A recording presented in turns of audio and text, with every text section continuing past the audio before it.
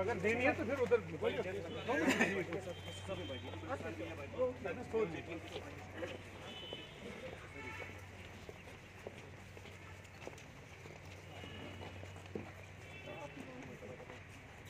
ये बहुत बुरा हुआ, जुल्म की इंतहा हो गई और इसकी ज़िम्मेवारी जो यहाँ के लेफ्टिनेंट गवर्नर साहब हैं उनको लेनी चाहिए, क्योंकि वो यहाँ जो निज़ाम है, जो इंतज़ामिया है उसके सरबराह हैं।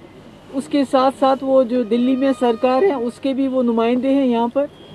तो यहाँ के लोगों के जानो माल का तहफ़्फ़ुज़ उनकी ज़िम्मेवारी है। और अगर उसमें कोई इस किस्म का सानिया हो जाता है जहाँ पर 3 हमारे बेकसूर इनोसेंट सिविलियंस मारे गए और उनके बाद उनको OGW का नाम दिया गया, हाइब्रिड मिलिटेंट का नाम दिया गया, और उसके बाद उनकी लाशों के लिए उनके घर वालों को भीख मांगनी पड़ी। और अभी तक जो आमिर मागरे है, जो एक बहुत ही गरीब घर से ताल्लुक़ रखता है, जिसके बाप को मिलिटेंट मारने के लिए अवार्ड भी मिला है, उसकी लाश अभी तक उसके घर वालों को नहीं मिली। तो मेरा ये कहना है कि इस किस्म के जुल्म सितम से जम्मू कश्मीर में हालात सुधरेंगे नहीं बल्कि और बिगड़ जाएंगे, और जो दूरियां हैं मुल्क और जम्मू कश्मीर के बीच में वो बढ़ जाएंगी। और ये तशद्दुद अगर इसी तरह से चालू रहा तो मुझे लगता है कि आने वाला जो वक्त होगा वो बहुत ही जो है ख़तरनाक होगा। महबूब जी, जो फार्मर्स लॉज है उनको रिपेल किया गया, क्या आपको लग रहा है एब्रोगेशन भी रिपेल हो सकता है? और आप इस स्टेप को किस तरह से देख रहे हैं कि रिपेल किए गए वो लॉज? देखिए, हमारी सबसे बड़ी बदकिस्मती ये है कि हमारे पास उत्तर प्रदेश की तरह या पंजाब की तरह या दूसरे स्टेटों की तरह हमारे पास सैकड़ों में हमारी पार्लियामेंट सीटें नहीं हैं। हमारी मुश्किल से यहाँ की 3 और जम्मू की 5 सीटें हैं, लद्दाख की 1 मिला के। तो मेरा कहना ये है कि दुनिया में कोई चीज़ नामुमकिन नहीं है। अगर बीजेपी को 70 साल लगे जम्मू कश्मीर में 370 हटाने में, तो हम भी 70 महीने हो सकता है, 70 दिन भी, 70 महीने भी हो सकते हैं, पर हम स्ट्रगल करेंगे। और जो हमारा तशख़्ख़ुस है, जो हमारा मुल्क का वादा है जम्मू कश्मीर के लोगों के साथ, जिसको इस मुल्क की कॉन्स्टिट्यूशन ने हमें दिया है, उसको दोबारा से बहाल करने के लिए हम तब तक जदोजहद करेंगे जब तक 370-35 बहाल होने के साथ साथ मसले कश्मीर भी हल नहीं किया जाता। आपको लगता है कि मसला कश्मीर के पूरा में हल के लिए एक बार फिर से हिंद पाक को अब आपस में बातचीत का अमल शुरू करना चाहिए? उसके बगैर कोई चारा ही नहीं है। देखिए, जब अभी करतारपुर कॉरिडोर फिर से खोल दिया तो क्या पाकिस्तान के साथ ने बात नहीं की? अभी पिछले कई महीनों से सीज फायर चल रहा, तो क्या पाकिस्तान के साथ बात नहीं हुई? NSAs की बात होती है, दूसरे मुल्कों में जाके बात करते हैं।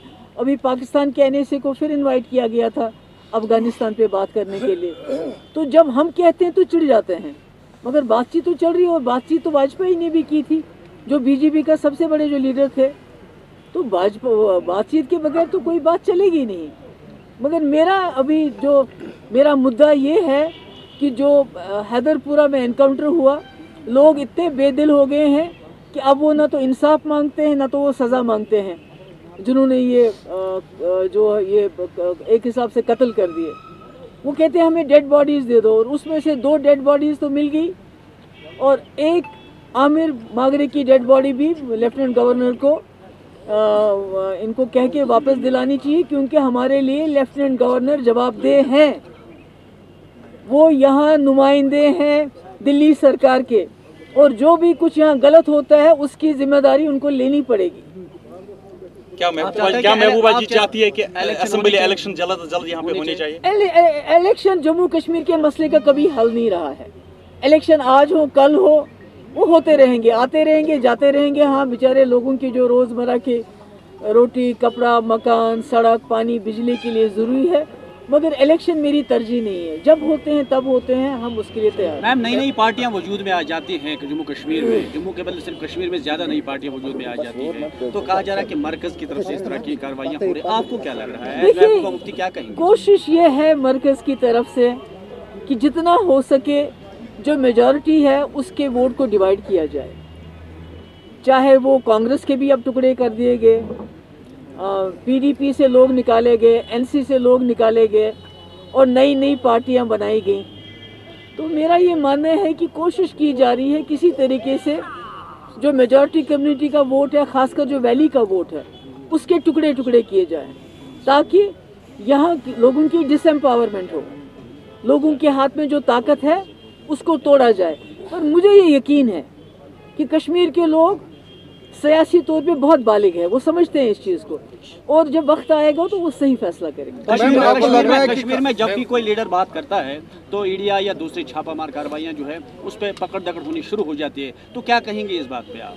इस बात पे मैं क्या कहूँ, ये तो हमको सहना पड़ेगा, क्योंकि अगर हम किसी चीज़ के लिए लड़ने के लिए निकले हैं, अभी परसों मेरे भाई को बुलाया, उससे पहले मेरी माँ को बुलाया, उससे पहले मुझे बुलाया, ये तो धमकाने वाली बात है ना कि आप या तो खामोश हो जाओ या हम आपको जेल में डाल दें। और ये तो मेरी बात नहीं है, यहाँ जो जर्नलिस्ट हैं, जो आप लोगों का तबका है, आपको तो बात करने नहीं देते हैं, सच बोलने नहीं देते हैं। आपके पीछे UAPA, आपके पीछे NIA, आपके पीछे PSA, तो ये तो किसी को भी बात करने नहीं देते। यहाँ तक कि जो अतहर मुश्ताक है, जिसको HMT में इसी तरह मारा गया जैसे परसों ये लोग हैदरपुरा में मारे गए, और उसका बाप भी चीख रहा था कि मेरे बच्चे की लाश मुझे दे दो, और उसको UAPA लगा दिया। ये तो यहाँ इस वक्त तो यहाँ जंगल राज चल रहा है, यहाँ तो हुकूमत नहीं जंगल राज है।